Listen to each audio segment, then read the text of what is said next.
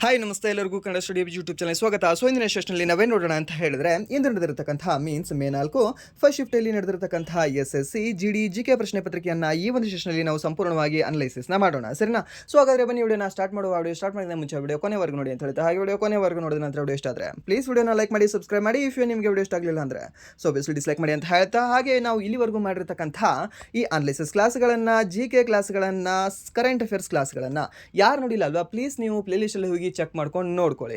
ಯಾಕೆಂದರೆ ನಿಮಗೆ ಇಲ್ಲಿಂದ ಡೈರೆಕ್ಟಾಗಿ ಪ್ರಶ್ನೆಗಳು ನೋಡೋಕ್ಕೆ ಸಿಗ್ತಾ ಇದ್ದಾವೆ ನಿಮ್ಮ ಎಕ್ಸಾಮಲ್ಲಿ. ಆ್ಯಂಡ್ ದೆನ್ ನೆಕ್ಸ್ಟ್ ಇಲ್ಲಿಯವರೆಗೆ ನಮ್ಮ ಜೊತೆ ಯಾರು ಈ ಒಂದು ಜರ್ನಿನ ಫಾಲೋ ಮಾಡ್ತಾ ಬಂದಿದ್ರೆ ಅಲ್ವಾ, ಸೊ ಮೀನ್ಸ್ ಈ ಒಂದು ಜಸ್ಟ್ GK ಸಲುವಾಗಿ GD ಮಾತ್ರ ಅಲ್ಲ, ಸೊ GD ಜೊತೆಯಾಗಿ ಬೇರೆ ಬೇರೆ GK ಕ್ಲಾಸ್ಗಳನ್ನು ಒಟ್ಟಿನಲ್ಲಿ ನಾವು ಮಾಡಿರ್ತಕ್ಕಂಥ ಲಾಸ್ಟ್ ಒಂದು 6 ತಿಂಗಳಿಂದ ಯಾರು ಫಾಲೋ ಮಾಡ್ತಾ ಬಂದಿದ್ದಾರಲ್ವಾ, ಅವರಿಗೆಲ್ಲರಿಗೂ ಸಹ ಈ ಒಂದು GK ಕ್ವಶನ್ ಪೇಪರ್ ಈಸಿನೇ ಅನಿಸ್ತಾ ಇದೆ. ಓಕೆ, ಸೊ ಸಾಕಷ್ಟು ಜನ ಹೇಳ್ತಾ ಇದ್ದಾರೆ, ಆ್ಯಂಡ್ ದೆನ್ ಕಾಮೆಂಟ್ ಸಹ ಹಾಕ್ತಿದ್ದೀರಾ, ಆ್ಯಂಡ್ ದೆನ್ ಇವನ್ ಟೆಕ್ಸ್ಟ್ ಮಾಡ್ತಿದ್ದೀರಾ ಈ ಒಂದು ಟೆಲಿಗ್ರಾಮಲ್ಲಿ. ಸರ್ ಚೆನ್ನಾಗಾಯಿತು ಎಕ್ಸಾಮ್, ಆ್ಯಂಡ್ ದೆನ್ 20ಗೆ 18 ನನ್ನ ಕರೆಕ್ಟ್ ಆಯಿತು, 1 2 ಬಿಟ್ಟು ಬಂದೆ ಸರ್, ಅದು ಬೇಜಾರಾಯಿತು. ಆ್ಯಂಡ್ ದೆನ್ 17 ಕರೆಕ್ಟ್ ಆಗಿದೆ, ಆ್ಯಂಡ್ ದೆನ್ ನೆಕ್ಸ್ಟ್ 16 ಕರೆಕ್ಟ್ ಆಗಿದೆ, ಕೆಲವೊಬ್ಬರು 19 20 ಸಹ ನಾನು ಕರೆಕ್ಟ್ ಮಾಡಿದ್ದೀನಿ ಸರ್ ಅಂತ ಹೇಳ್ತಿದ್ದೀರಾ. ಓಕೆ, ಸೊ ಮೀನ್ಸ್ ಒಬ್ಬೊಬ್ಬರದು ಒಂದೊಂದೆರಡು ಹೋಗಿರುತ್ತೆ. ಓಕೆ, ಸ್ವಲ್ಪ ಹೆಚ್ಚು ಕಡಿಮೆ ಆಗಿ ಏನಾದರೂ ಇದಾಗಿರುತ್ತೆ. ಬಟ್ 18 ಮಾತ್ರ ನಿಮಗೆ ಫಿಕ್ಸ್ ಬಂದೇ ಬರುತ್ತೆ 20 ಅಟೆಂಪ್ಟ್ ಮಾಡಿದವ್ರಿಗೆ, ಆ್ಯಂಡ್ ದೆನ್ 18 ಅವರಿಗೆ ಒಂದು 17 ಆದರೂ ಬಂದೇ ಬರುತ್ತೆ. ಸೊ ಮೀನ್ಸ್ ಹೇಳೋದೇನು ಅಂತಂದರೆ, ಒಂದೇ ದಿನದಲ್ಲಿ ಏನು ಸಹ ಆಗಲ್ಲ, ಬಟ್ ಒಂದಿನ ಎಲ್ಲವೂ ಸಹ ಆಗುತ್ತೆ. ಓಕೆ, ಸೊ ನಿಮ್ಗೆ ಇನ್ನೊಂದು ಹೇಳಬೇಕಾಗಿರ್ತಕ್ಕಂಥ ಕಟು ಸತ್ಯ ಏನು ಅಂತಂದರೆ, ಇಲ್ಲಿ ಯಾರಿಗೂ ಸಹ ಇಂಪ್ರೆಸ್ ಮಾಡೋದು ನನಗೆ ಬೇಕಾಗಿಲ್ಲ, ಆ್ಯಂಡ್ ದೆನ್ ಯಾರಿಗೂ ಸಹ ಇಲ್ಲಿ ನಿಮಗೆ ಕ್ರಿಟಿಸೈಸ್ ಸಹ ಮಾಡೋದು ಬೇಕಾಗಿಲ್ಲ. ಬಟ್ ನಿಮ್ಗೆ ಒಂದು ಅರ್ಥ ಮಾಡ್ಕೊಳ್ಳಿ, ಒಂದೇ ದಿನದಲ್ಲಿ ನಾವು ಬಾದಶಾ ಆಗೋಕ್ಕೆ ಆಗಲ್ಲ, ಆ್ಯಂಡ್ ದೆನ್ ಒಂದೇ ದಿನದಲ್ಲಿ ಎಕ್ಸಾಮ್ ಕ್ಲಿಯರ್ ಮಾಡೋಕ್ಕಾಗಲ್ಲ. ಆ್ಯಂಡ್ ದೆನ್ ಜಸ್ಟ್ ನಾನು ಅನಾಲಿಸಿಸ್ ಕ್ಲಾಸ್ಗಳನ್ನು ಕೇಳಿಕೊಂಡೆ ನಾನು ಪಾಸ್ ಆಗ್ತೀನಿ ಅನ್ನೋದು ಸುಳ್ಳು. ಬಟ್ ಅನಾಲಿಸಿಸ್ ಕ್ಲಾಸ್ಗಳನ್ನು ಕೇಳಿಕೊಂಡು ನಾನು ಇಲ್ಲಿವರೆಗೂ ಓದಿರ್ತಕ್ಕಂಥದ್ದು ಇಷ್ಟು ಅಂತಂದರೆ, ಅದನ್ನು ನಾನು ಸ್ಮೂತ್ ಫಿನಿಶಿಂಗ್ ಕೊಡ್ತೀನಿ. ನಾನು ಆ ಒಂದು ಸ್ಮೂತ್ ಫಿನಿಶಿಂಗಿಂದ ನನಗೆ ಎನ್ಹ್ಯಾನ್ಸ್ ಆಗುತ್ತೆ. ಎನ್ಹ್ಯಾನ್ಸಿಂದ ಕನಿಷ್ಠ ಅಂದರೂ ಒಂದು 10 ಮಾರ್ಕ್ಸು ಅಥವಾ ಒಂದು 10 ಕ್ವಶನ್ ನನಗೆ ಎಕ್ಸ್ಟ್ರಾ ರೈಟ್ ಆಗುತ್ತೆ, ನಿಮಗೆ ಸತ್ಯ ಆಗುತ್ತೆ ಅಷ್ಟೇ. ಆ್ಯಂಡ್ ದೆನ್ ಇನ್ನೊಂದು, ಈ ಒಂದು ಅನಲೈಸಿಸ್ ಕ್ಲಾಸ್ಗಳು ಸಹ ಇಲ್ಲಿವರೆಗೆ ಸ್ವಲ್ಪ ಆದರೂ ಓಕೆ 1% ಆದರೂ ಓದಿರ್ತಕ್ಕಂತಹ ಅಸ್ಪಿರೆಂಟ್ಸ್ಗಳಿಗೆ ಯೂಸ್ ಆಗೋದು. ಇವಾಗ ನೋಡಿ, ಭಾರತೀಯ ಸಂವಿಧಾನದ ಯಾವ ಭಾಗ ಪೌರತ್ವದ ಕುರಿತು ವಿವರಿಸ್ತದೆ ಅಂತ ನಾನು ಹೇಳ್ತೇನೆ. ಸೊ ಇಲ್ಲಿ ಸಂಪೂರ್ಣವಾಗಿ ಬೇಸಿಕ್ ಅಂತ ಹೇಳೋಕ್ಕಾಗಲ್ಲ, ಬಟ್ ಇಲ್ಲಿ ನಾನು ನಿಮ್ಗೆ ಹೇಳ್ಬೋದು ಒಂದೇದು ಯಾವ್ದು ಹೇಳುತ್ತೆ, ಎರಡನೇದು ಏನಂತ ಹೇಳುತ್ತೆ, ಮೂರನೇದು ನಾಲ್ಕನೇದು ಯಾವುದು ಅಂತ. ಬಟ್ ನೆನಪುಳಿಯೋದು ಯಾರಿಗೆ ನೆನಪುಳಿತದೆ? ಯಾರು ಒಂದು ಸರಿ ಆದರೂ ಇದನ್ನು ನೋಡ್ಕೊಂಡಿರ್ತಾರಲ್ವಾ, ಇಲ್ಲಾಂದರೆ ನೆನಪುಳಿಯೋದು ಬೇಕಾಗಿಲ್ಲ, ಅವರಿಗೆ ಗೊತ್ತಿರೋದೇ ಬೇಕಾಗಿರಲ್ಲ. ಬಟ್ ಒಂದು ಸರಿ ಇದು ಈ ರೀತಿ ಕ್ವಶನ್ ಬರುತ್ತೆ ಅಂತ ಗೊತ್ತಿರುತ್ತಲ್ವಾ, ಅವರಿಗೆ ಇದು ನೆನಪುಳಿತದೆ. ಅದನ್ನು ಮಾತ್ರ ನಾನು ಹೇಳ್ತಿದ್ದೀನಿ. ಓಕೆ ಸರ್, ಬಿಡಿ ಸರ್, ಇದನ್ನು ಕ್ಲಾಸ್ ಸ್ಟಾರ್ಟ್ ಮಾಡಿ ಅಂತ ಹೇಳಿದ್ರೆ, ಓಕೆ ಬನ್ನಿ, ತಡ ಮಾಡೋದು ಬೇಡ, ಮೊದಲ ಪ್ರಶ್ನೆ ಇದೆ ಅಂತ ನೋಡುವ. ಏನಿದೆ ಮೊದಲ ಪ್ರಶ್ನೆ? ಭಾರತೀಯ ಸಂವಿಧಾನದ ಯಾವ ಭಾಗ ಪೌರತ್ವದ ಕುರಿತು ವಿವರಿಸುತ್ತದೆ ಅಂತ ಕೇಳಿದ್ದಾನೆ. ಸೊ ಯಾವ ಭಾಗ? ಮೊದಲನೇ ಭಾಗ, ಎರಡನೇ ಭಾಗ, ಮೂರನೇ ಭಾಗ, ಹಾಗೆ ನಾಲ್ಕನೇ ಭಾಗ ಅಂತ ಕೊಟ್ಟಿದ್ದಾರೆ. ಸೊ ಇದಕ್ಕೆ ಸರಿಯಾದ ಉತ್ತರ ಯಾವುದಾಗುತ್ತೆ? ಯಾವುದು ಅಂದರೆ ಸರ್, ದ್ಯಾಟ್ ಈಸ್ ನನ್ ಅದರ್ ದ್ಯಾನ್ ಒಂದು ಎರಡನೇ ಭಾಗ ಅಂತ ಹೇಳ್ತೀವಿ. ಈ ಸರ್ ಯಾವುದು ಅಂತ ಹೇಳ್ತೀವಿ? ಒಂದು ಎರಡನೇ ಭಾಗ ಅಂತ ಹೇಳ್ತೀವಿ. ಹಾಗಾದರೆ ಮೊದಲನೇ ಭಾಗ ಏನಂತ ಹೇಳುತ್ತೆ? ನಮ್ಮ ಭಾರತದ ಭೂಪ್ರದೇಶ, ನಮ್ಮ ಭಾರತದ ಒಕ್ಕೂಟದ ಬಗ್ಗೆ ಹೇಳುತ್ತೆ ಯಾವುದೇ ಒಂದು ಮೊದಲನೇ ಭಾಗ ಅನ್ನೋದು. ಆ್ಯಂಡ್ ದೆನ್ ಎರಡನೇ ಭಾಗ ಯಾವುದ್ರ ಬಗ್ಗೆ ಹೇಳುತ್ತೆ? ಸರಿ, ಒಂದು ಪೌರತ್ವದ ಬಗ್ಗೆ ಹೇಳುತ್ತೆ, ಅಥವಾ ಈ ಒಂದು ಸಿಟಿಜನ್ಶಿಪ್ ಬಗ್ಗೆ ಹೇಳುತ್ತೆ ಅಂತ ಹೇಳ್ತೀವಿ. ಆ್ಯಂಡ್ ದೆನ್ ಮೂರನೇ ಇದ್ರ ಬಗ್ಗೆ ಹೇಳುತ್ತೆ ಅಂತ ಕೇಳ್ತಾನೆ, ಅವಾಗ ಹೇಳಬೇಕಾಗಿರ್ತಕ್ಕಂಥದ್ದು ಮೂಲಭೂತ ಹಕ್ಕಿನ ಬಗ್ಗೆ ಹೇಳುತ್ತೆ ಯಾವುದೇ ಒಂದು ಮೂರನೇ ಭಾಗ. ಹಾಗಾದರೆ ನಾಲ್ಕನೇ ಭಾಗ ಇದ್ರ ಬಗ್ಗೆ ಹೇಳುತ್ತೆ ಸರ್, ರಾಜನೀತಿ ನಿರ್ದೇಶಕ ತತ್ವಗಳ ಬಗ್ಗೆ ಹೇಳುತ್ತೆ. ಸರ್ ಏನಂತ ಹೇಳುತ್ತೆ? ಈ ಒಂದು ರಾಜನೀತಿ ನಿರ್ದೇಶಕ ತತ್ವಗಳು, ಅಥವಾ ಒಂದು DPSP ಅಂತ ಹೇಳ್ತೀವಿ, directive principles of state policy ಅಂತ ಹೇಳ್ತೀವಿ. ಸೊ ಇದ್ರ ಬಗ್ಗೆ ಹೇಳ್ತಕ್ಕಂಥ ಒಂದು ಭಾಗ ಯಾವುದು ಅಂದರೆ ಸರಿ ಒಂದು ನಾಲ್ಕನೇ ಭಾಗ ಅಂತ ಹೇಳ್ತೀವಿ. ಹಾಗಾದರೆ 4A ಭಾಗ ಏನಂತ ಹೇಳುತ್ತೆ? ಸರಿ, ಒಂದು 4A ಭಾಗ ಮೂಲಭೂತ ಕರ್ತವ್ಯಗಳ ಬಗ್ಗೆ ಹೇಳುತ್ತೆ. ಏನು ಸರ್, ಇವಾಗಲೇ ಇಲ್ಲಿ ಹೇಳಿದ್ರಲ್ಲ ಮೂರನೇದರಲ್ಲಿ? ಅಲ್ಲ, ಇದು ಮೂಲಭೂತ ಹಕ್ಕುಗಳು ಮೂರನೇ ಭಾಗ. 4 ಏನಿದೆ ಅಲ್ವಾ, ಅದು ಮೂಲಭೂತ ಕರ್ತವ್ಯಗಳು ಅಂತ ಹೇಳ್ತೇವೆ. ಹಾಗಾದರೆ 5ನೇ ಭಾಗ ಏನಂತ ಹೇಳುತ್ತೆ? ಸರಿ, ಇದು ಕೇಂದ್ರ ಸರ್ಕಾರದ ಬಗ್ಗೆ ಅಥವಾ ಒಕ್ಕೂಟ ಸರ್ಕಾರದ ಬಗ್ಗೆ ಹೇಳುತ್ತೆ. ಆ್ಯಂಡ್ ನೆಕ್ಸ್ಟ್ 6ನೇ ಭಾಗ ಸರ್, ಇದು ರಾಜ್ಯ ಸರ್ಕಾರದ ಬಗ್ಗೆ ಹೇಳುತ್ತೆ. ಆರ್ ರಾಜ್ಯ. ಓಕೆ, ರಾಜ್ಯ ಸರ್ಕಾರದ ಬಗ್ಗೆ ಹೇಳುತ್ತೆ. 7ನೇದು ಪ್ರಸ್ತುತ ರದ್ದಾಗಿದೆ, ಬಟ್ ಅದು ರಾಜ್ಯರ ಬಗ್ಗೆ ಅಂತ ರಾಜಮನೆತನಗಳ ಬಗ್ಗೆ ಅದರಲ್ಲಿ ಹೇಳಲ್ಪಡ್ತಿತ್ತು. ಆ್ಯಂಡ್ ದೆನ್ ನೆಕ್ಸ್ಟ್ ಈ ಒಂದು ಡಿ ಗ್ರೂಪ್ ರಾಜ್ಯಗಳ ಬಗ್ಗೆ ಪಡ್ತಾ ಇತ್ತು. ನೆಕ್ಸ್ಟ್ 8ನೇ ಭಾಗದಲ್ಲಿ ಏನಂತ ಹೇಳ್ಪಡ್ತಿದೆ? ಸರಿ, ಇದರಲ್ಲಿ ಕೇಂದ್ರಾಡಳಿತ ಪ್ರದೇಶದ ಬಗ್ಗೆ ಹೇಳ್ತದೆ. ಹಾಗಾದರೆ 9ನೇ ಭಾಗದಲ್ಲಿ ಏನಂತ ಹೇಳುತ್ತೆ? 9ನೇ ಭಾಗದಲ್ಲಿ ನಿಮಗೆ ಪಂಚಾಯಿತಿ ಬಗ್ಗೆ ಹೇಳಲ್ಪಟ್ರೆ, 9A ಭಾಗದಲ್ಲಿ ನಿಮಗೆ ಮುನ್ಸಿಪಾಲಿಟಿ ಬಗ್ಗೆ ಹೇಳಲ್ಪಡ್ತದೆ. ಆ್ಯಂಡ್ ದೆನ್ 9B ಭಾಗದಲ್ಲಿ ನಿಮಗೆ ಈ ಸಹಕಾರಿ ಸಂಘಗಳ ಬಗ್ಗೆ ಹೇಳಲ್ಪಡ್ತದೆ. ಆ್ಯಂಡ್ ದೆನ್ 10ನೇ ಭಾಗದಲ್ಲಿ ಸರ್ ಅನುಸೂಚಿತ ಬುಡಕಟ್ಟು ಪ್ರದೇಶಗಳ ಬಗ್ಗೆ ಹೇಳಲ್ಪಡ್ತದೆ. ಓಕೆ, ರಿವೈಸ್ ಆಯಿತಾ? ಕೇಳ್ತಾನೆ, ನೆನ್ಪಿಟ್ಕೊಳ್ಳಿ, ಯಾಕೆಂದರೆ ಇಲ್ಲಿವರೆಗೆ ಕೇಳಿರಲಿಲ್ಲ. ಇಲ್ಲಿವರೆಗೆ ಫಸ್ಟ್ ವೀಕಲ್ಲಿ ನಿಮಗೆ ಈ ಒಂದು ಭಾಗಗಳ ಬಗ್ಗೆ ಒಂದು ಕ್ವಶನ್ ಸಹ ಬಂದಿರಲಿಲ್ಲ. ಹುಡುಕಿ ನೋಡಿ ಬೇಕಾದರೆ ನೀವು, ಒಂದು ಕ್ವಶನ್ ಸಹ ಬಂದಿರಲಿಲ್ಲ. ಇವಾಗ ಭಾಗಗಳ ಮೇಲೆ ಕೇಳ್ತಾ ಇದ್ದಾನೆ, ಆ್ಯಂಡ್ ದೆನ್ ನೆಕ್ಸ್ಟ್ ಇನ್ನೊಂದು ಅನುಸೂಚಿಗಳ ಮೇಲೆ ಕೇಳ್ತಾ ಇದ್ದಾನೆ. ಸೊ ನಿಮಗೆ ಈ 25 ಭಾಗಗಳು ಆ್ಯಂಡ್ ದೆನ್ ನೆಕ್ಸ್ಟ್ 12 ಅನುಸೂಚಿಗಳೆಲ್ಲವೂ ಸಹ ನಿಮಗೆ ಗೊತ್ತಿರಬೇಕು. ಓಕೆ, ನೆನ್ಪಿಟ್ಕೊಳ್ತೀರಾ? ಹಾಗಾದರೆ ಒಂದು 11ನೇದು ಏನಂತ ಹೇಳುತ್ತೆ? ಕೇಂದ್ರ ಮತ್ತು ರಾಜ್ಯದ ಸಂಬಂಧಗಳ ಬಗ್ಗೆ ಹೇಳುತ್ತೆ. ಯಾವುದೇ ಒಂದು 11ನೇ ಭಾಗ ಅಂತ ಹೇಳ್ತೇವೆ. ಹಾಗೆ 12ನೇದೇನಂತ ಹೇಳುತ್ತೆ ವಾಣಿಜ್ಯ ವ್ಯಾಪಾರದ ಬಗ್ಗೆ ಹೇಳುತ್ತೆ. 13ನೇದೇನಂತ ಹೇಳುತ್ತೆ ಸರ್ ಇದು ಹಣಕಾಸಿನ ಬಗ್ಗೆ ಹೇಳುತ್ತೆ. 14ನೇದು ಎದ್ರ ಬಗ್ಗೆ ಹೇಳುತ್ತೆ ಸರ್ ಈ ಒಂದು ಪಬ್ಲಿಕ್ ಸರ್ವಿಸ್ ಕಮಿಷನ್ ಬಗ್ಗೆ ಹೇಳುತ್ತೆ. Means UPSC, KPSC, SPSC and next ಈ ಒಂದು JPSC ಬಗ್ಗೆ ಹೇಳ್ತಕ್ಕಂಥದ್ದು 14 ಅಂತ ಹೇಳ್ತೀವಿ. ಹಾಗಾದ್ರೆ 14A ಎದ್ರ ಬಗ್ಗೆ ಹೇಳುತ್ತೆ ಸರ್ ಇದು ಟ್ರಿಬ್ಯುನಲ್ಸ್ ಬಗ್ಗೆ ಹೇಳುತ್ತೆ. ಇದ್ರ ಬಗ್ಗೆ ಹೇಳುತ್ತೆ ಇದು ಟ್ರಿಬ್ಯುನಲ್ಸ್ ಬಗ್ಗೆ ಹೇಳುತ್ತೆ. ಓಕೆ, ಸೊ ಟ್ರಿಬ್ಯುನಲ್ಸ್ ಬಗ್ಗೆ ನೆನ್ಪಿಟ್ಕೊಳ್ಳಿ. 14 ಜಾಸ್ತಿ ಕೇಳಿದಾನೆ ಇದನ್ನ, ಈ ಒಂದು ಭಾಗವನ್ನು ಟ್ರಿಬ್ಯುನಲ್ಸ್ ಬಗ್ಗೆ ಹೇಳುತ್ತೆ. ಓಕೆ, ಸೊ ಇದು ಗೊತ್ತಿರಲಿ. ಆ್ಯಂಡ್ ನೆಕ್ಸ್ಟ್ 15 ಏನಂತ ಹೇಳುತ್ತೆ, ಇವಾಗ ಎಲೆಕ್ಷನ್ ನಡೀತಾ ಇದೆ, ಆ ಎಲೆಕ್ಷನ್ ಬಗ್ಗೆ ಹೇಳ್ತಕ್ಕಂಥದ್ದು ಇದೇ ಒಂದು 15ನೇ ಭಾಗದಲ್ಲಿ. ಯಾವ್ಯಾವ ರಾಜ್ಯದಲ್ಲಿ ಎಲೆಕ್ಷನ್ ನಡೀತಾ ಇದೆ, ವೆಸ್ಟ್ ಬೆಂಗಾಲಲ್ಲಿ ಎಲೆಕ್ಷನ್ ನಡೀತಾ ಇದೆ, ನಡೆದಿದೆ ಇವತ್ತು. ಓಕೆ, ಸೊ ಇದು ರಿಸಲ್ಟ್ಸ್ ಬಂತು. ಆ್ಯಂಡ್ ನೆಕ್ಸ್ಟ್ ಈ ಒಂದು ತಮಿಳುನಾಡಲ್ಲಿ ಎಲೆಕ್ಷನ್ ಆಯಿತು. ಆ್ಯಂಡ್ ನೆಕ್ಸ್ಟ್ ಈ ಒಂದು ಪಾಂಡಿಚೇರಿಯಲ್ಲಿ ಎಲೆಕ್ಷನ್ ಆಯಿತು, ಅಸ್ಸಾಮಲ್ಲಿ ಎಲೆಕ್ಷನ್ ಆಯಿತು, ಕೇರಳದಲ್ಲಿ ಎಲೆಕ್ಷನ್ ಆಯಿತು. ಸೊ ನಿಮಗೆ ಇನ್ನೊಂದು ಇಲ್ಲಿ ಬ್ಯೂಟಿಫುಲ್ ಆಗಿ ಏನು ಕೇಳ್ಬೋದು ಗೊತ್ತಾ, ಇನ್ನು ಮುಂದೆ ವೆಸ್ಟ್ ಬೆಂಗಾಲಲ್ಲಿ ಇರ್ತಕ್ಕಂಥ ಟೋಟಲ್ ಈ ವಿಧಾನಸಭೆಯ ಸೀಟ್ಗಳು ಎಷ್ಟು ಅಂತ ಕೇಳ್ಬೋದು. ಅವಾಗಲೂ ಹೇಳಬೇಕಾಗಿರ್ತಕ್ಕಂಥದ್ದು ಸರ್ 794 ಇದಾವೆ ಅಂತ. ಹಾಗಾದ್ರೆ ತಮಿಳುನಾಡಲ್ಲಿ ಎಷ್ಟಿದಾವೆ ಅಂತ ಕೇಳ್ತಾನೆ. ಏನಿಲ್ಲ ಸರ್, ಇಲ್ಲಿ 9 ಇದೆ ಅಲ್ವಾ, 3ರಿಂದ ಭಾಗ ಮಾಡಿ ಎಷ್ಟು ಬರುತ್ತೆ ನಿಮಗೆ, 3 ಬರುತ್ತೆ. 234 ನಿಮಗೆ ಈ ಒಂದು ತಮಿಳುನಾಡಲ್ಲಿ ಕಂಡುಬರ್ತಕ್ಕಂಥ ಈ ವಿಧಾನಸಭಾ ಸೀಟ್ಗಳಾಗಿದ್ದಾವೆ. ಹಾಗಾದ್ರೆ ಸರ್ ಈ ಪಾಂಡಿಚೇರಿಯಲ್ಲಿ ಎಷ್ಟಿದಾವೆ ಸರ್, ಪಾಂಡಿಚೇರಿಯಲ್ಲಿ 30 ಇದಾವೆ. ಓಕೆ, ಇಲ್ಲಿ 34 ಇದಾವೆ, ಇಲ್ಲಿ 30 ಇದಾವೆ. ಆ್ಯಂಡ್ ನೆಕ್ಸ್ಟ್ ಈ ಒಂದು ಅಸ್ಸಾಮಲ್ಲಿ ಎಷ್ಟಿದಾವೆ 126 ಸೀಟ್ಗಳಿದಾವೆ. ಆ್ಯಂಡ್ ನೆಕ್ಸ್ಟ್ ಯಾವುದಂತ ಹೇಳಿದೆ ನಿಮಗೆ, ಇನ್ನೊಂದು ಕೇರಳ ಅಲ್ವಾ. ಓಕೆ, ಕೇರಳದಲ್ಲಿ ಎಷ್ಟು ಕಂಡುಬರುತ್ತೆ ನಿಮಗೆ 140 ಸೀಟ್ಗಳು ಕಂಡುಬರುತ್ತೆ. ಎಲ್ಲಿ ಒಂದು ಕೇರಳದಲ್ಲಿ ಕೇಳಿದಾನೆ ಲಾಸ್ಟ್ ಇಯರ್ ಸಹ ಕೇಳಿದಾನೆ ಎಷ್ಟು ಕ್ಷೇತ್ರಗಳಿದಾವೆ, ಯಾಕೆಂದರೆ ರೀಸೆಂಟಾಗಿ ಎಲೆಕ್ಷನ್ ಆಗಿರುತ್ತೆ ಅಲ್ವಾ. ಸೊ ದ್ಯಾಟ್ಸ್ ವೈ ಕೇಳ್ತಾನೆ.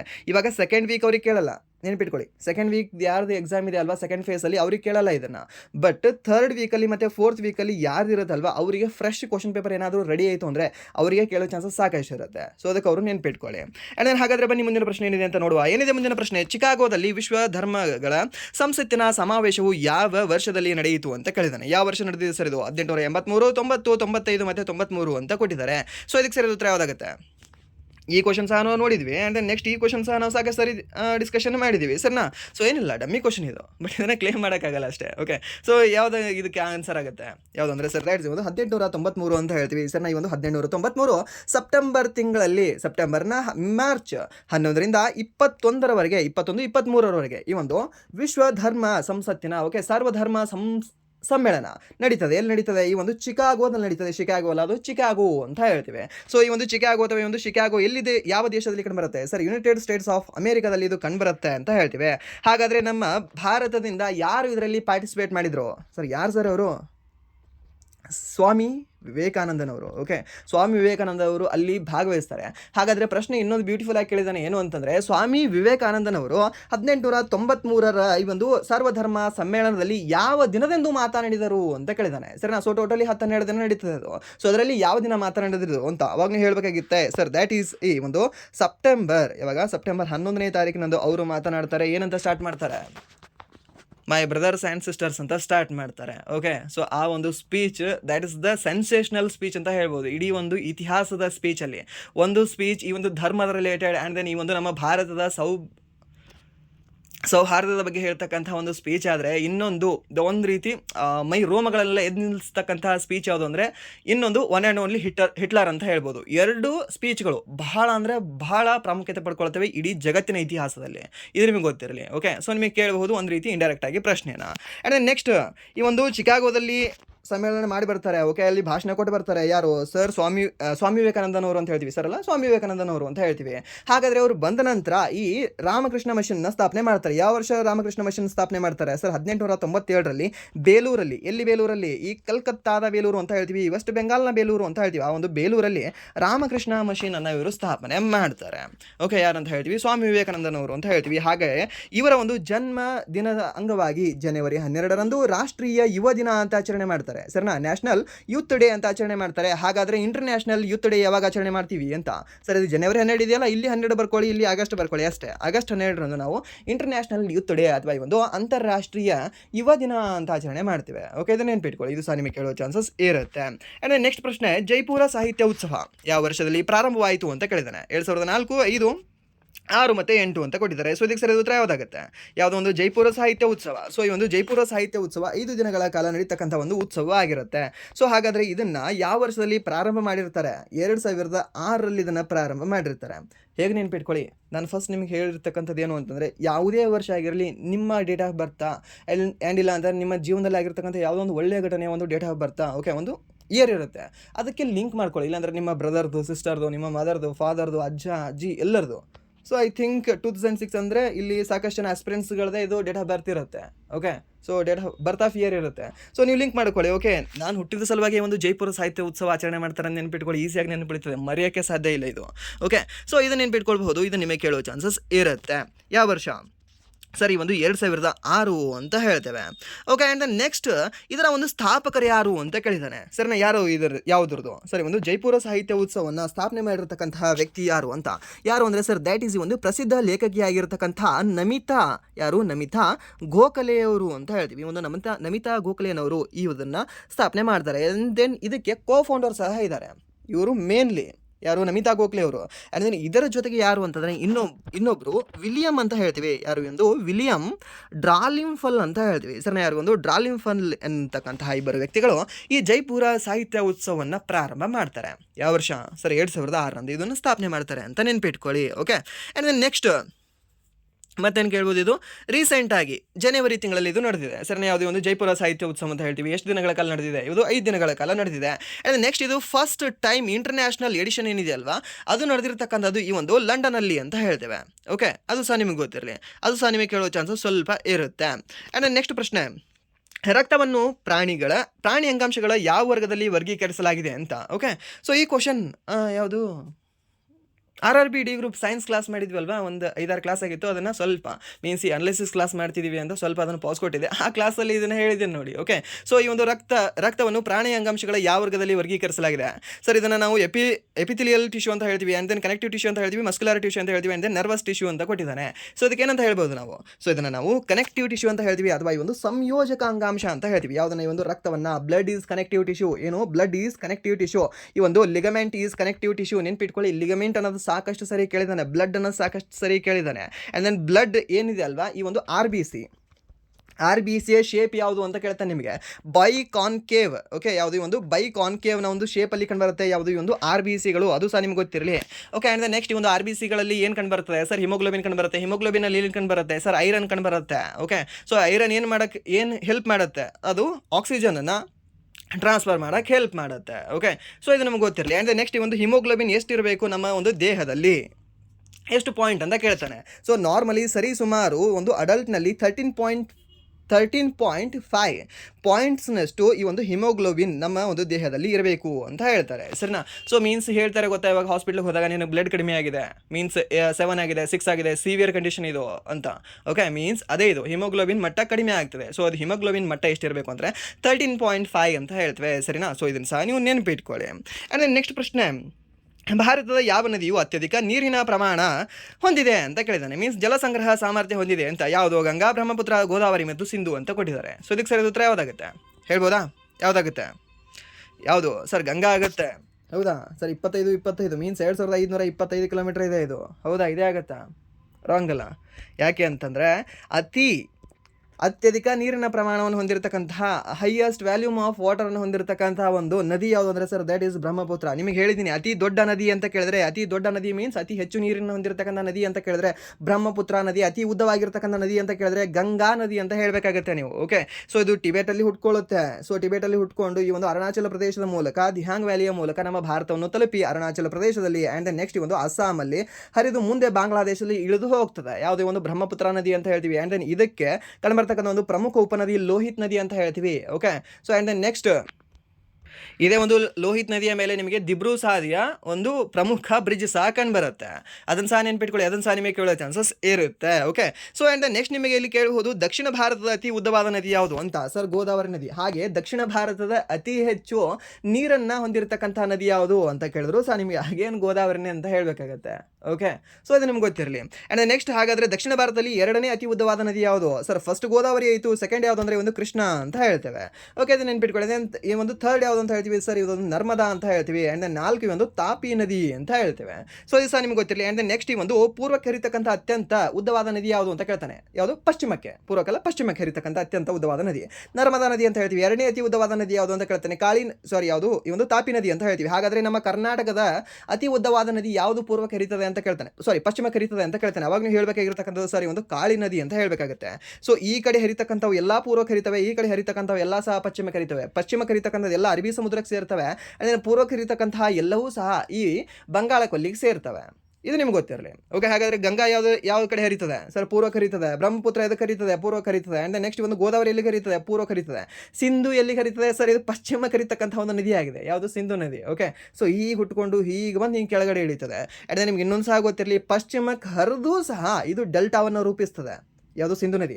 ಪ್ರಶ್ನೆ ಕೇಳ್ತಾನೆ, ಯಾವ ನದಿ ಪಶ್ಚಿಮಕ್ಕೆ ಹರಿದೂ ಸಹ ಅಳಿವೆಯನ್ನು ರೂಪಿಸದೆ ಡೆಲ್ಟಾವನ್ನು ರೂಪಿಸ್ತದೆ ಅಂತ ಕೇಳ್ತಾನೆ. ಕನ್ಫ್ಯೂಷನ್ ಆಗ್ತದೆ ಅವಾಗ ಮೈಂಡ್. ಓಕೆ, ಹೌದಲ್ಲ ಸರ್, ನಾನು ಈ ಬುಕ್ಕಲ್ಲೆಲ್ಲ ಓದಿದ್ದೀನಿ, ಪೂರ್ವ ಕರಿತಕ್ಕಂಥದ್ದು ಡೆಲ್ಟಾಗಳನ್ನು ರೂಪಿಸಿದ್ರೆ ಪಶ್ಚಿಮ ಕರಿತಕ್ಕಂಥದ್ದು ಎಸ್ಟುರಿಗಳನ್ನು ಇಲ್ಲಾಂದರೆ ಅಳಿವೆಗಳನ್ನು ರೂಪಿಸ್ತವೆ ಅಂತ ಓದಿದ್ದೀನಿ. ಬಟ್ ಹಾಗಾದರೆ ಒಂದು ಸಿಂಧು ನದಿ ಹಿಡಿದು ಡೆಲ್ಟಾ ರೂಪಿಸ್ತದ? ಹೌದು, ಈ ಸಿಂಧು ನದಿ ಡೆಲ್ಟಾವನ್ನು ರೂಪಿಸ್ತದೆ.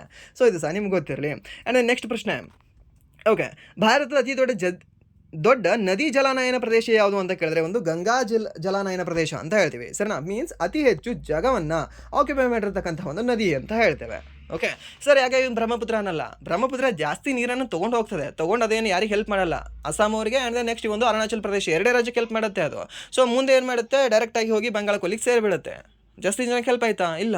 ಓಕೆ, ಸೊ ಅದು ಹರಿದ್ರೂ ಸಹ ನಮಗೆ ಹೆಲ್ಪ್ ಆಗಬೇಕದು. ಸೊ ಆ ರೀತಿ ಜಲಾನಯನ ಪ್ರದೇಶವನ್ನು ಹೊಂದಿರತಕ್ಕಂಥದ್ದು ಯಾವುದು ಅಂದರೆ ಈ ಒಂದು ಗಂಗಾ ನದಿ ಅಂತ ಹೇಳ್ತೀವಿ. ಓಕೆ, ಗಂಗಾ ಸ್ಥಾನ, ತುಂಗಾ ಪಾನ. ಓಕೆ, ಸೊ ಇದನ್ನು ಸಹ ನೆನ್ಪಿಟ್ಕೊಳ್ಳಿ. ಆ್ಯಂಡ್ ನೆಕ್ಸ್ಟ್ ಪ್ರಶ್ನೆ, ಭಾರತೀಯ ಸಂವಿಧಾನದ ಅಡಿಯಲ್ಲಿ ಹೊಸ ರಾಜ್ಯಗಳನ್ನು ರಚಿಸುವ, ಗಡಿಗಳನ್ನು ಬದಲಾಯಿಸುವ ಅಥವಾ ಹೆಸರನ್ನು ಬದಲಾಯಿಸುವ ಅಧಿಕಾರ ಯಾರಿಗಿದೆ ಅಂತ ಕೇಳಿದ್ದಾನೆ. ಸರ್, ಇದನ್ನು ಮಾಡ್ತಕ್ಕಂತಹ ಅಧಿಕಾರ ಈ ಸಂಸತ್ತಿಗೆ ಕಂಡು ಬರುತ್ತೆ. ಯಾವ ವಿಧಿಯ ಅಡಿಯಲ್ಲಿ ಇದನ್ನು ಮಾಡ್ತಾರೆ? ಸರಿನಾ? ಸೊ ಹೇಳ್ಬೋದಾ? 1ನೇ ವಿಧಿ ಅಡಿಯಲ್ಲಿ, 2ನೇ ವಿಧಿ, 3ನೇ ವಿಧಿ, 4ನೇ ವಿಧಿ. ಓಕೆ, 1, 4 ಎಲಿಮಿನೇಟ್ ಮಾಡ್ತೀರಾ.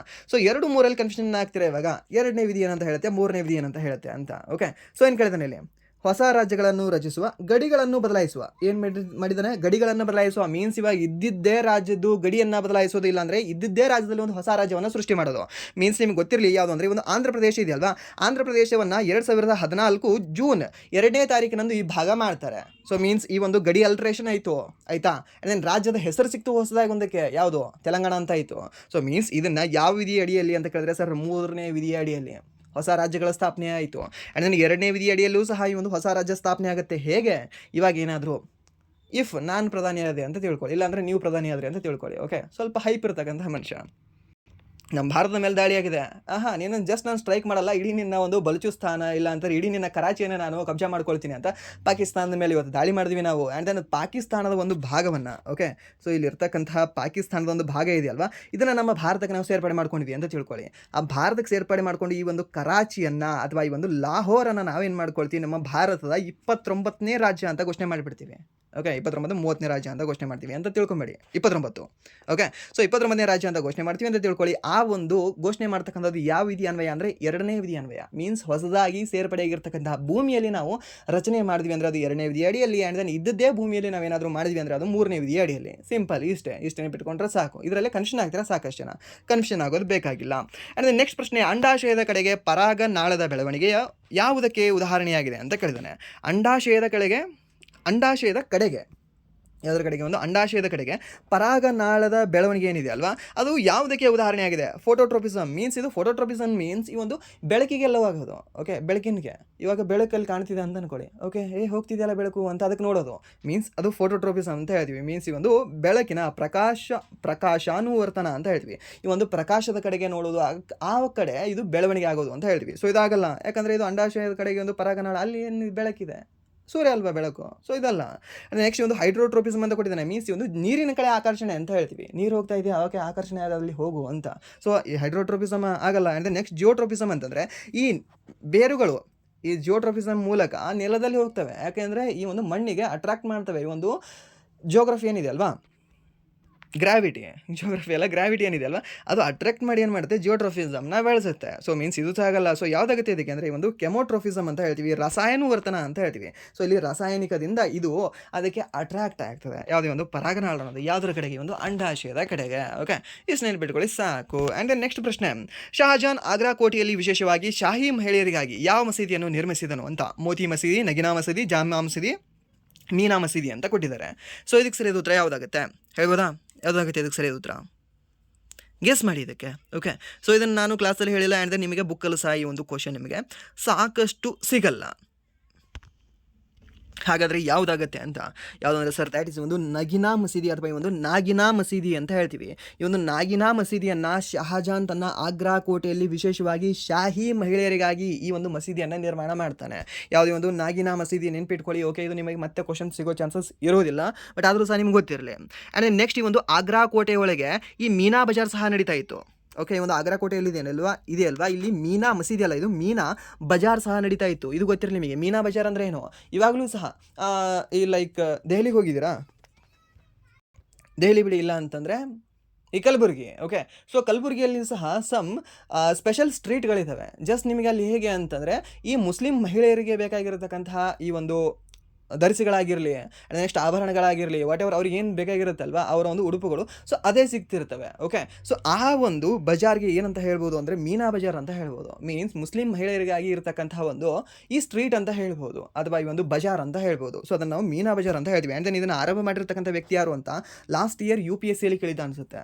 ಯಾರು ಅಂತಂದರೆ ಸರ್ ದ್ಯಾಟ್ ಈಸ್ ಈ ಒಂದು ಹುಮಾಯೂನ್ ಅಂತ ಹೇಳ್ತೀವಿ. ಯಾರು? ಹುಮಾಯೂನ್. ಯಾಕೆ ಅಲ್ಲಿ ಹೆಣ್ಮಕ್ಳು ಬರಬೇಕು, ಆ ಒಂದು ಹೆಣ್ಮಕ್ಳಿಗೆ ಈತ ನೋಡ್ಕೋತ ಕೂಡಬೇಕು ಅಂತ ಹುಮಾಯೂನ್ ಆರಂಭ ಮಾಡ್ತಾನೆ ಅಂತ ಇತಿಹಾಸಕಾರರು ಬರೆದಿದ್ದಾರೆ. ನಾನು ಹೇಳ್ತಾ ಇಲ್ಲ ಇದನ್ನು. ಓಕೆ, ಸೊ ಅದು ಸಹ ನಿಮಗೆ ಗೊತ್ತಿರಲಿ. ಆ್ಯಂಡ್ ದೆನ್ ನೆಕ್ಸ್ಟ್ ಮತ್ತೆ ನಿಮಗೆ ಇಲ್ಲಿ ಏನು ಕೇಳ್ಬೋದು, ಆಗ್ರಾ ಕೋಟೆಯೊಳಗೆ ಮೋತಿ ಮಸೀದಿಯನ್ನು ಸಹ ನಿರ್ಮಾಣ ಮಾಡ್ತಾರೆ. ಸರಿನಾ? ಯಾರು? ಈ ಒಂದು ಆಗ್ರಾ ಕೋಟೆಯೊಳಗೆ ಮೋತಿ ಮಸೀದಿಯನ್ನು ಸಹ ನಿರ್ಮಾಣ ಮಾಡಿರ್ತಕ್ಕಂಥ ವ್ಯಕ್ತಿ ಅಗೇನ್ ಇದೆಯಾ ಒಂದು ಶಹಜಾನ್ ಅಂತ ಹೇಳ್ತೇವೆ. ಓಕೆ, ಇದು ಸಹ ನಿಮ್ಗೆ ಗೊತ್ತಿರಲಿ. ಆ್ಯಂಡ್ ದೆನ್ ಇದು ಸಹ ನಿಮಗೆ ಕೇಳೋ ಚಾನ್ಸಸ್ ಇರುತ್ತೆ. ಆಗ್ರಾ ಕೋಟೆ ನಿರ್ಮಾಣ ಮಾಡಿರ್ತಕ್ಕಂಥ ವ್ಯಕ್ತಿ ಯಾರು? ಅಕ್ಬರ, ಶಹಜಾನ? ಯಾರಾಗ್ತಾರೆ ಹೇಳ್ಬೋದಾ? ಹೇಳಿ ನೋಡುವ, ಕಮೆಂಟ್ ಮಾಡಿ ಅದಕ್ಕೆ. ಅದೇ ನೆಕ್ಸ್ಟ್ ಪ್ರಶ್ನೆ, ಒಲಿಂಪಿಕ್ಸ್ ಬಾಕ್ಸಿಂಗ್ನಲ್ಲಿ ಸುತ್ತುಗಳ ನಡುವಿನ ವಿಶ್ರಾಂತಿ ಅವಧಿ ಎಷ್ಟು ಅಂತ ಕೇಳಿದಾನೆ. ಸರ್, ಈ ಒಂದು ಒಲಿಂಪಿಕ್ಸ್ ಬಾಕ್ಸಿಂಗಲ್ಲಿ ಟೋಟಲ್ ನಿಮಗೆ 3 ರೌಂಡ್ ಬರ್ತವೆ. ಆ 3 ರೌಂಡ್, ಒಂದು ರೌಂಡ್ ಆದ ನಂತರ ನೆಕ್ಸ್ಟ್ ರೌಂಡ್ ಮಧ್ಯ ನಿಮಗೆ ಎಷ್ಟು ಈ ಒಂದು ರೆಸ್ಟ್ ಮಾಡೋಕ್ಕೆ ಟೈಮ್ ಸಿಗ್ತದೆ ಅಂತ ಕೇಳಿದಾನೆ. ಎಷ್ಟು? 30 ಸೆಕೆಂಡ್, 1 ನಿಮಿಷ, 90 ಸೆಕೆಂಡ್, ಆ್ಯಂಡ್ ದೆನ್ 2 ನಿಮಿಷ ಅಂತ ಕೊಟ್ಟಿದ್ದಾರೆ. ಸೊ ಇದಕ್ಕೆ ಸರಿ ಉತ್ತರ ಯಾವುದಾಗುತ್ತೆ? ಎಷ್ಟು ನಿಮಿಷ ಕೊಡಬಹುದು? ಎಷ್ಟು ನಿಮಿಷ ಅಂದರೆ ನಿಮ್ಗೆ ಗೊತ್ತಿರಲಿ, ಟೋಟಲಿ ಈ ಒಂದು ನಿಮಿಷ ಕೊಡ್ತಾರೆ ನಿಮಗೆ. ಎಷ್ಟು ನಿಮಿಷ ಕೊಡ್ತಾರೆ ಅಂದರೆ 1 ನಿಮಿಷ ಕೊಡ್ತಾರೆ ವಿಶ್ರಾಂತಿ ಅವಧಿಗೆ. ಟೋಟಲಿ 3 ರೌಂಡ್ ನಿಮಗೆ 3 ನಿಮಿಷಗಳದ್ದು ಇರುತ್ತೆ.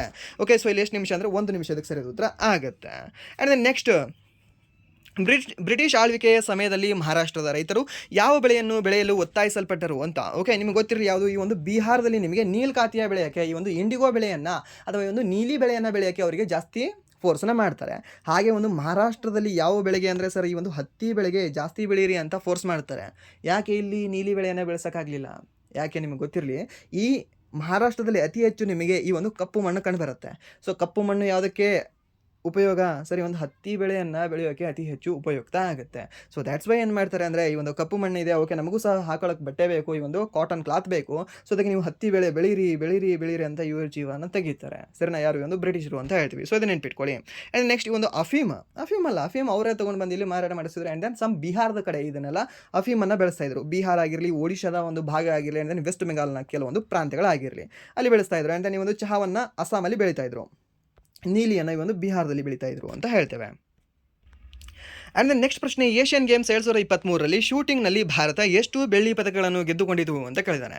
ಸರ್ 2023 ಏಷ್ಯನ್ ಗೇಮ್ಸ್ ಎಲ್ಲ ಕೇಳಿದಾನಲ್ಲ? ಹೌದು, 2023ರಲ್ಲಿ ಕೇಳಿದಾನೆ. ಮೀನ್ಸ್ ಸ್ವಲ್ಪ SSCಯಲ್ಲಿ ಸ್ವಲ್ಪ ಹಳೇದು ಹೋಗಿಬಿಡ್ತಾನೆ. ಓಕೆ, ಸೊ ಮೀನ್ಸ್ ತೀರಾ ಯಾದ ಆತ ಹೈ ಮುಜೆ, ಲೈಕ್ ಆ ಥರ ಹೇಗೆ ಅಂತಂದರೆ ಹಳೇದು ಗಜನಿ ಆಗಿಬಿಡ್ತಾನೆ. ಈಗಿಂದೆಲ್ಲ ನೆನಪಿರಲ್ಲ ಆತನಿಗೆ. SSC GD ಕ್ವಶನ್ ಪೇಪರ್ ತೆಗಿಯೋನಿಗೆ, ಎಸ್ಪೆಷಲಿ SSCಯಲ್ಲಿ.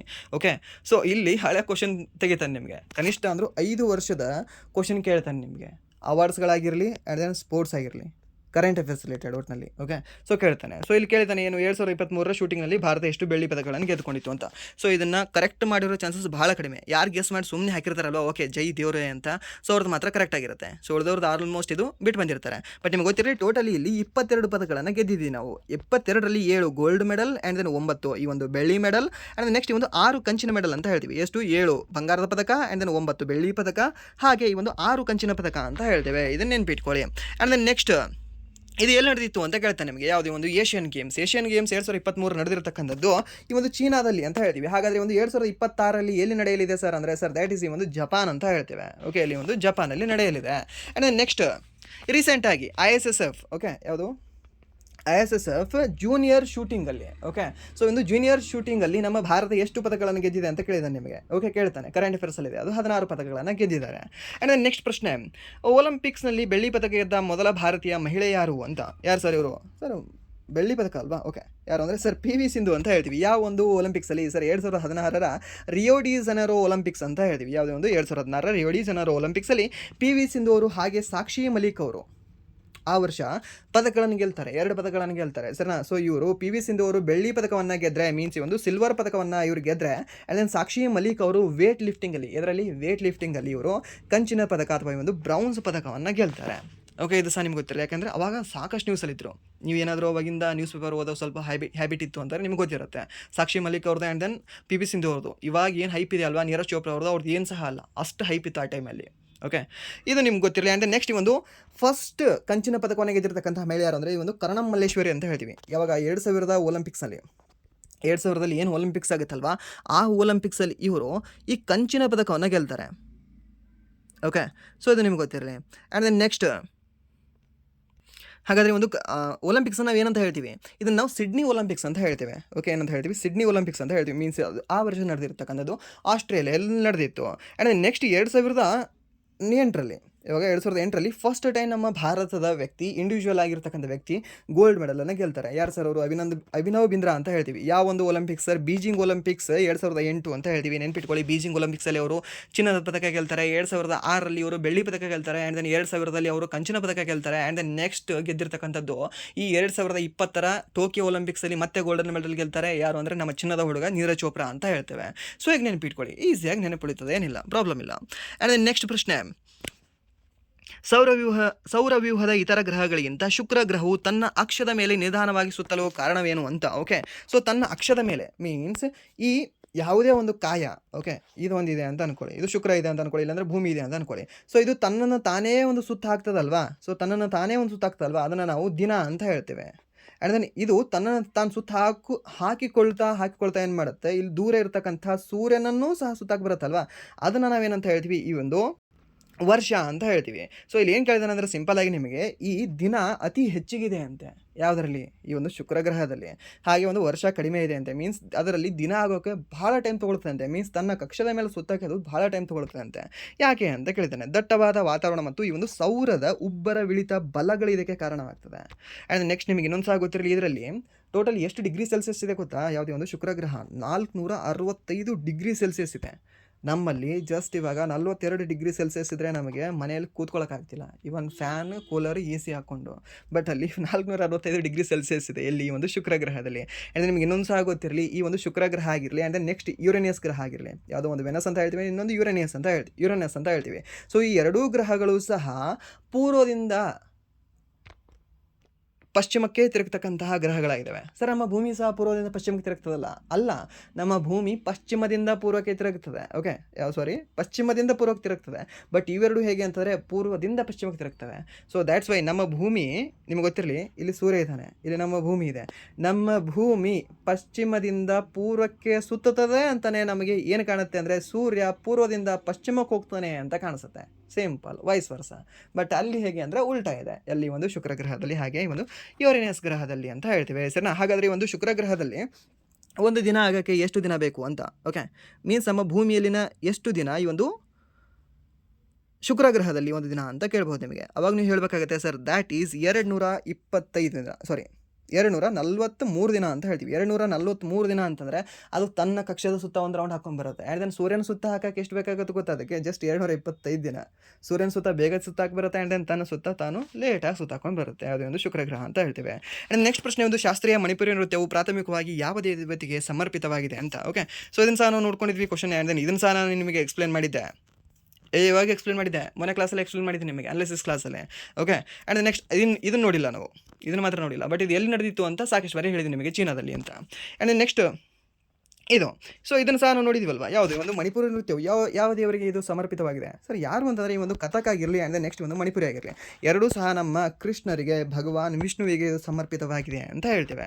ಸೊ ಇದನ್ನು ಸಹ ನೀವು ನೆನ್ಪಿಟ್ಕೊಳ್ಳಿ. ಆ್ಯಂಡ್ ನೆಕ್ಸ್ಟ್ ಒಂದು ಭಾಂಗ್ರಾ ನೃತ್ಯದ ಮುಖ್ಯ ಲಕ್ಷಣ ಯಾವುದು ಅಂತ ಕೇಳಿದ್ದಾನೆ. ಈ ಒಂದು ಭಾಂಗ್ರಾ ನೃತ್ಯದ ಪ್ರಮುಖ ಲಕ್ಷಣ ಯಾವುದು ಅಂತ, ಯಾವುದಾಗಿರ್ಬೋದು ಇದು ಹೇಳ್ಬೋದಾ? ಭಾಂಗ್ರಾ ನೃತ್ಯದ ಒಂದು ಪ್ರಮುಖ ಲಕ್ಷಣ ಏನಾಗಿದೆ? ಗೆಸ್ ಮಾಡ್ಬೋದಾ? ಏನಾದರೂ ಹೇಳಿ ನೋಡುವ. ಏನು ಅಂದರೆ ಸರ್, ದ್ಯಾಟ್ ಈಸ್ ಈ ನಿಧಾನ ಮತ್ತು ಸೊಗಸಾದ ಚಲನೆಗಳು ಅಂತ ಹೇಳ್ತೇವೆ.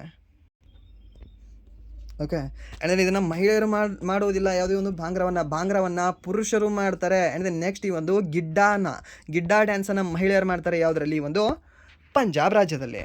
ಆ್ಯಂಡ್ ನೆಕ್ಸ್ಟ್ ಪ್ರಶ್ನೆ, ಚಿಪ್ಕೋ ಆಂದೋಲನವು ಮುಖ್ಯವಾಗಿ ಯಾವುದಕ್ಕೆ ಸಂಬಂಧಿಸಿತ್ತು ಅಂತ ಕೇಳಿದ್ದೇನೆ. ಚಿಪ್ಕೋ ಆಂದೋಲನವು ಈ ಒಂದು ವನ ಸಂರಕ್ಷಣೆ ಅಂತ ಹೇಳ್ತೀವಿ, ಎಲ್ಲಿ ಒಂದು ಉತ್ತರಾಖಂಡದಲ್ಲಿ ಅಂತ ಹೇಳ್ತೀವಿ. ಸೊ ಆಗಿನ ಉತ್ತರ ಪ್ರದೇಶ, ಈಗಿನ ಉತ್ತರಾಖಂಡ್ ಅಂತ ಹೇಳ್ತೀವಿ. ಹಾಗಾದ್ರೆ ಇದು ನಡೆದಿರ್ತಕ್ಕಂಥದ್ದು ವರ್ಷ ಯಾವಾಗ ಅಂತ ಕೇಳ್ತೀನಿ, 1973 ಅಂತ ಹೇಳ್ತೀವಿ. ಹಾಗಾದ್ರೆ ಇದನ್ನು ನೇತೃತ್ವವನ್ನು ವಹಿಸ್ಕೊಂಡಿರ್ತಕ್ಕಂಥ ವ್ಯಕ್ತಿ ಯಾರು? ಚಾಂಡಿ ಪ್ರಸಾದ್ ಭಟ್ ಅಂತ ಹೇಳ್ತೀವಿ. ಯಾರು? ಚಾಂಡಿ ಪ್ರಸಾದ್ ಭಟ್ ಅವರು. ಸೊ ಇವರು ಅದರ ಅಧ್ಯಕ್ಷತೆಯನ್ನು ವಹಿಸ್ಕೊಳ್ತಾರೆ. ಆ್ಯಂಡ್ ನೆಕ್ಸ್ಟ್ ಇದೇ ಚಾಂಡಿ ಪ್ರಸಾದ್ ಭಟ್ ಅವರಿಗೆ 1982ರಲ್ಲಿ ರಾಮನ್ ಮ್ಯಾಗಸೆ ಪ್ರಶಸ್ತಿ ನೀಡಿ ಗೌರವಿಸಲಾಗ್ತದೆ. ಯಾಕೆ? ಒಂದು ಚಿಪ್ಕೋ ಆಂದೋಲನ ಮಾಡಿರೋ ಕಾರಣದಿಂದಾಗಿ. ಯಾವಾಗ? 1982ರಲ್ಲಿ. ಆ್ಯಂಡ್ ನೆಕ್ಸ್ಟ್ ನಿಮಗೆ ಇನ್ನೊಂದು ಗೊತ್ತಿರಲಿ, ಒಂದು ನಮ್ಮ ಕರ್ನಾಟಕದಲ್ಲಿ ಅಪ್ಪಿಕೋ ಆಂದೋಲನ ನಡೀತದೆ. ಇಲ್ಲಿ ಒಂದು ಅಪ್ಪಿಕೋ ಆಂದೋಲನ ಯಾರು ಇದರ ನೇತೃತ್ವ ವಹಿಸ್ಕೊಳ್ತಾರೆ? ಸರ್ ಪಾಂಡುರಂಗ ಹೆಗಡೆ ಅಂತ ಹೇಳ್ತೀವಿ. ಯಾವ ವರ್ಷ ಸರ್? 1983ರಲ್ಲಿ. ಸೊ ಇದನ್ನು ಸಹ ನೀವು ನೆನ್ಪಿಟ್ಕೊಳ್ಳಿ. ಆ್ಯಂಡ್ ನೆಕ್ಸ್ಟ್ ಓಕೆ, ಇಲ್ಲಿ ನಿಮಗೆ ಒಂದು ಹಿಂದಿಯಲ್ಲಿ ಕೇಳಿರ್ತಕ್ಕಂಥ ಪ್ರಶ್ನೆ ಇದೆ. ಏನು? ರಿಮ್ಯಾಂಡ್ ಅಂದರೆ ಏನು ಅಂತ ಕೇಳಿದ್ದಾನೆ. ಓಕೆ, ಸೊ ರಿಮ್ಯಾಂಡ್ ಅಂದರೆ ಏನು? ಮುಂದಿನ ವಿಚಾರಣೆಗಾಗಿ ಆರೋಪಿಯನ್ನು ವಶಕ್ಕೆ ತೆಗೆದುಕೊಳ್ಳುವುದು ಅಂತ ಹೇಳ್ತೀವಿ. ಸೊ ಇದಾಗಿತ್ತು ಇಲ್ಲಿವರೆಗೆ ಮೇ 4 ಫಸ್ಟ್ ಶಿಫ್ಟಲ್ಲಿ ನಡೆದಿರತಕ್ಕಂತಹ SSC GD ಪ್ರಶ್ನೆ ಪತ್ರಿಕೆಯ ಒಂದು ಅನಲೈಸಿಸ್. ಸೊ ಇಲ್ಲಿವರೆಗೂ ವಿಡಿಯೋ ನೋಡಿ ನಿಮಗೆ ಏನಾದರೂ ವಿಡಿಯೋ ಇಷ್ಟ ಆಗಿದ್ರೆ ಪ್ಲೀಸ್ ವಿಡಿಯೋನ ಲೈಕ್ ಮಾಡಿ, ಸಬ್ಸ್ಕ್ರೈಬ್ ಮಾಡಿ. ಇಫ್ ನಿಮಗೆ ವಿಡಿಯೋ ಇಷ್ಟ ಆಗಲಿಲ್ಲ ಅಂದರೆ ಸೊ ಬಿಸ್ಲಿ ಡಿಸ್ಲೈಕ್ ಮಾಡಿ ಅಂತ ಹೇಳ್ತಾ ವಿಡಿಯೋನ ಎಲ್ಲಿಗೆ ಏನು ಮಾಡ್ತಿದ್ದೀನಿ. Once again thank you so much.